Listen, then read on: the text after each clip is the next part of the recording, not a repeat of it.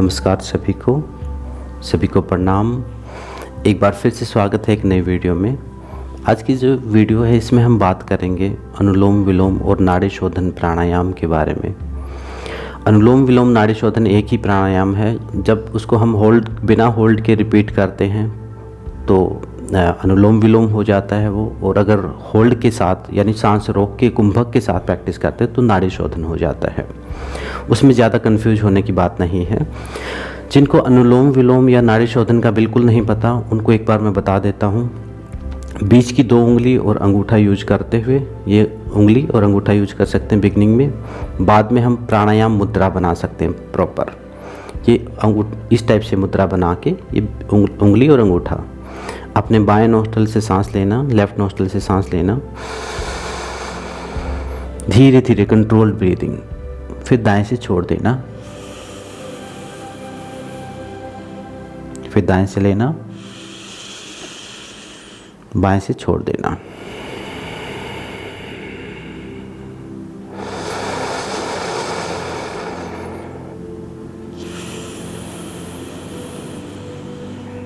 इसको अनुलोम विलोम प्राणायाम कहते हैं हम। अनुलोम विलोम कहो, नाड़ी शोधन कहो, इसका जो मेन उपयोग जो है, जो मुख्यतः जो उपयोग है, जो इसका यूज जो है वो अपने ब्रेन को शुद्ध करने के लिए, अपने मस्तिष्क को शुद्ध करने के लिए और नस नाड़ियों को शुद्ध करने के लिए। जो अपनी नाड़ियाँ जो है उनको आप एनर्जी चैनल्स बोल सकते हैं। कई लोग नाड़ियों को मतलब ये अपनी वेन्स को समझ लेते हैं। नाड़ियाँ जो योग आयुर्वेद में है वो नाड़ियाँ इनको नहीं बोला गया है, ना ही नर्वस सिस्टम को बोला गया है। नाड़ियाँ हैं हमारे एनर्जी चैनल्स जिनके द्वारा प्राण ऊर्जा पूरे शरीर में फैलती है। हम अपने सहस्रार चक्र से ऊर्जा को लेते हैं या अपने श्वास के द्वारा ऊर्जा को लेते हैं, और वहाँ से जो ऊर्जा की जो सप्लाई है वो पूरे शरीर में फैलती है। मतलब आप ये समझ लो कि जैसे हमारे घर की जो वायरिंग है जिसके द्वारा इलेक्ट्रिसिटी पूरे घर में सप्लाई होती है, वही जो वायरिंग है वो नाड़ियाँ हैं, जो एनर्जी चैनल्स हैं जिनके थ्रू हमारे ऑर्गन्स तक ऊर्जा पहुंचती है, प्राण ऊर्जा पहुंचती है, वो नाड़ियाँ हैं। एनर्जी का मतलब है प्राण ऊर्जा, जो इलेक्ट्रोमैग्नेटिक एनर्जी है, जो बायो इलेक्ट्रोमैग्नेटिक एनर्जी है, जिसकी वजह से हम जिंदा हैं, जिसकी वजह से इसका नाम प्राणायाम पड़ा है। वो प्राण ऊर्जा जब नाड़ियों के द्वारा पहुंचती है पूरे शरीर में तो हम स्वस्थ रहते हैं। अगर वो कहीं ब्लॉक हो जाती हैं, कहीं फिजिकल इमोशनल किसी भी कारण से ब्लॉक आ जाता है नाड़ियों में, तो फिर उससे रिलेटेड जो ऑर्गन है, जो सप्लाई बंद होने की वजह से वो ऑर्गन डैमेज होना शुरू हो जाता है। तो नाड़ी शोधन, नाड़ी मतलब उन नाड़ियों की शुद्धता के लिए जो प्राणायाम किया जाए वो नाड़ी शोधन यानी अनुलोम विलोम है। अब कई बार मैंने देखा है कि लोग अनुलोम विलोम प्रैक्टिस करते हैं। मोस्टली लोगों को अनुलोम विलोम आता ही है जो थोड़ा बहुत योग से जुड़ा हुआ है। मैंने देखा है कि वो जल्दी जल्दी करते रहते हैं, उनके दिमाग में कुछ और चला हुआ है, यहाँ श्वास चला हुआ है।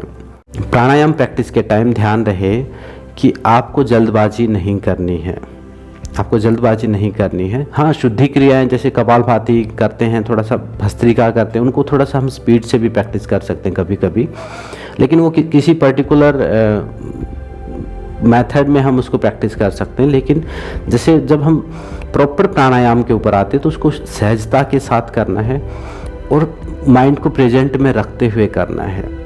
किसी भी प्राणायाम को करने से पहले कुछ बातें ध्यान रखनी जरूरी है।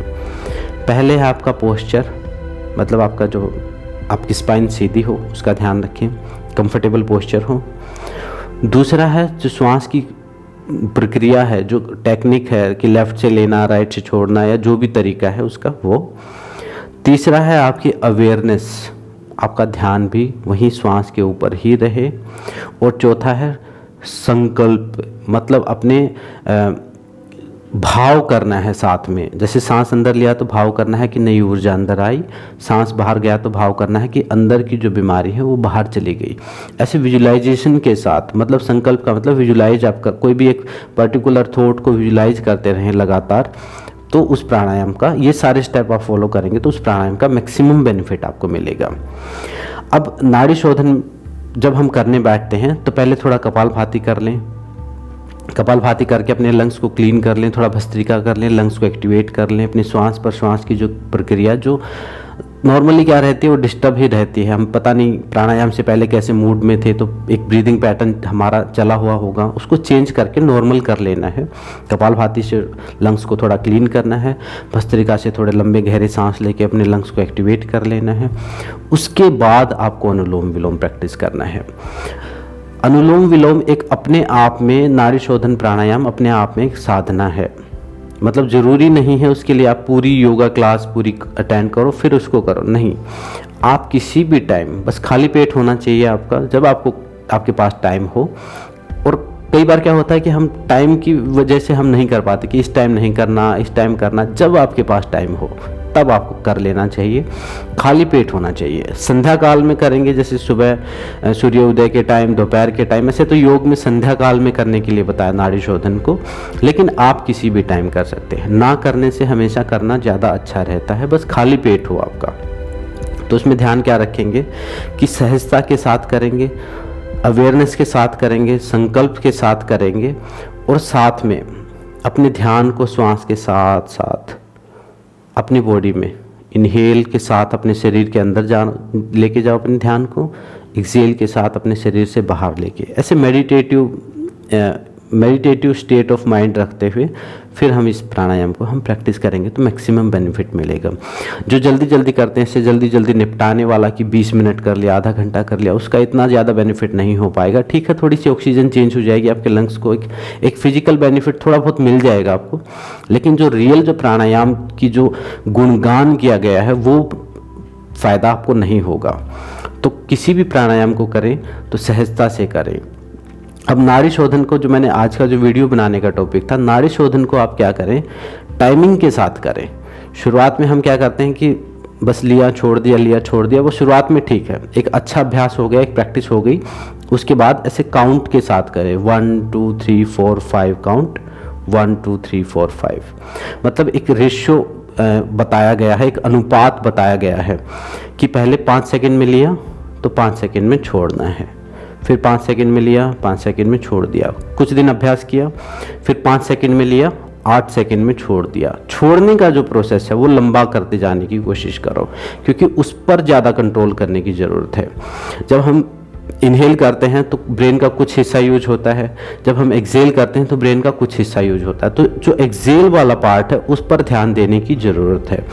इनहेल तो फिर भी हम लंबा कर सकते हैं, लेकिन एक्सेल लंबा नहीं कर पाते, तो उस कंट्रोल्ड एक्सेल करने की कोशिश करें, सहजता के साथ करें, और तेज से सांस, ऐसे सांस लेने की अनुलोम विलोम में आवाज़ ना आए, बड़ी सहजता के साथ हल्का और लंबा सांस भाव के साथ, और ऐसे ही फिर छोड़ना है। तो टाइमिंग के साथ प्रैक्टिस करें। उसके बाद जब आपको लगे कि सांस 5 सेकंड हो गया, इनहेल 5 सेकंड हो गया, एक्सेल आपका 10 सेकंड हो गया, उसके बाद फिर आप थोड़ा सा होल्ड करना शुरू करें। पहला स्टेप है इनहेल एक्सेल 5 5 1 1 1 2, ऐसे करके जब 5 2 आ जाए, मतलब 5 सेकंड लिया, 10 सेकंड में एक्सेल किया आ जाए, तब आप धीरे धीरे होल्ड भी ऐड करें, कुंभक भी ऐड करें। मतलब लेफ्ट से लिया, थोड़ी देर होल्ड करके रखा, 5 सेकंड ही होल्ड करके रखो, नाक बंद कर लीजिए, फिर राइट से छोड़ दिया। फिर आप कुंभक के साथ प्रैक्टिस करो, 5 second 5 second 5 second 5 second 5 second 5 second, फिर 5 सेकंड 8 सेकंड 5 सेकंड, फिर एक धीरे धीरे ऐसे करके 1 1 2 2 सेकंड बढ़ाते चले जाएं, अभ्यास को बढ़ाते चले जाएं। जो फाइनल जो अनुपात है, जो रेशियो है, वो अनुलोम विलोम का 1 4 2 है। मतलब 5 सेकंड में लिया तो 20 सेकंड रोकना और 10 सेकंड में छोड़ना, ये फाइनल रेशियो, इस तक पहुंचना है आपको। धीरे धीरे टाइम के साथ करें। फिर कई लोगों को लगता है कि टाइम कैसे देखें, काउंट करेंगे तो फिर ध्यान काउंटिंग में रहेगा। तो ऐसे टाइम के लिए, ऐसी चीज़ के लिए, उस पर्पज को सोल्व करने के लिए आप एक मंत्र चूज कर लें।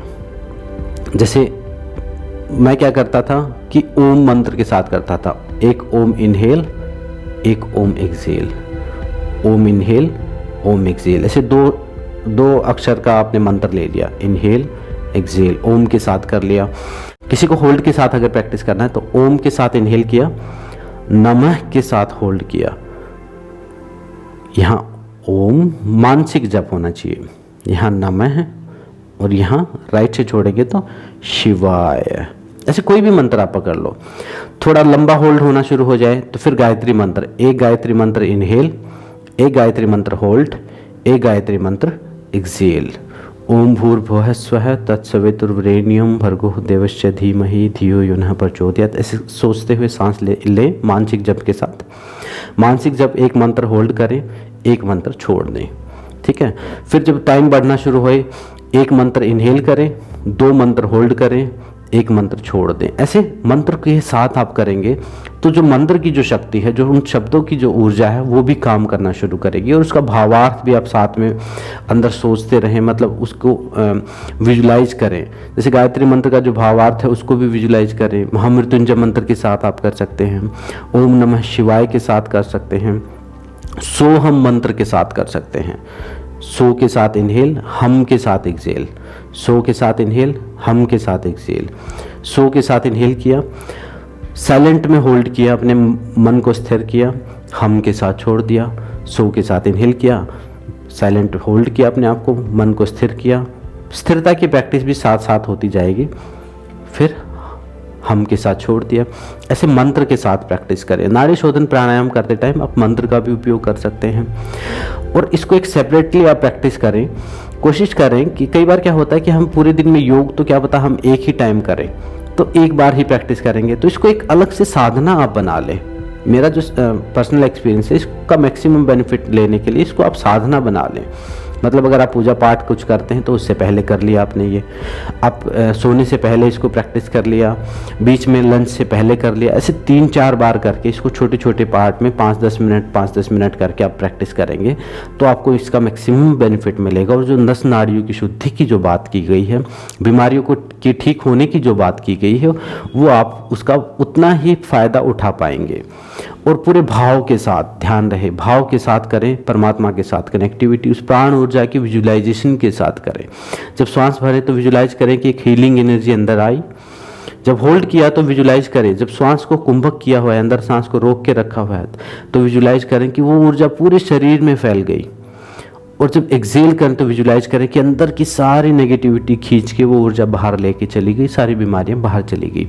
ऐसे संकल्प के साथ करें तो इस टाइप से आप नाड़ी शोधन प्राणायाम का ज़्यादा से ज़्यादा बेनिफिट ले सकते हैं। हाँ, जब नाड़ी शोधन मान लो आप मॉर्निंग में प्रैक्टिस करते हैं तो मॉर्निंग में प्रैक्टिस करें, या थोड़ा सा डिस्टर्ब्ड आप फील करें तो उससे पहले थोड़ा कपालभाति भस्त्रिका करके 2 मिनट कर लिया और उसके बाद नाड़ी शोधन प्रैक्टिस कर लिया। नाड़ी शोधन प्राणायाम अपने आप में एक साधना है।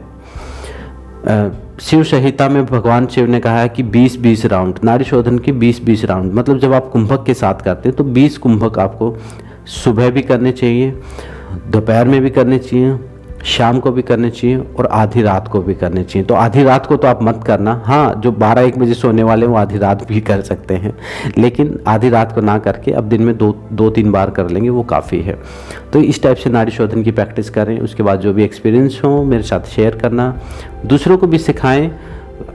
अपनी अवेयरनेस, एक ज्ञान आपको खुद मिल गया तो दूसरों तक भी उसको पहुँचाएँ। इस वीडियो को शेयर कर देना दूसरों तक।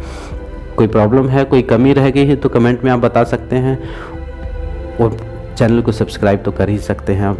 अगर चैनल सब्सक्राइब नहीं किया तो कर लीजिए और दूसरों को भी मोटिवेट कीजिए। जितने सब्सक्राइबर होंगे मुझे भी मोटिवेशन मिलेगा नई वीडियो बनाने के लिए। वीडियो को देखने के लिए आप सबका धन्यवाद। ओम शांति शांति शांति।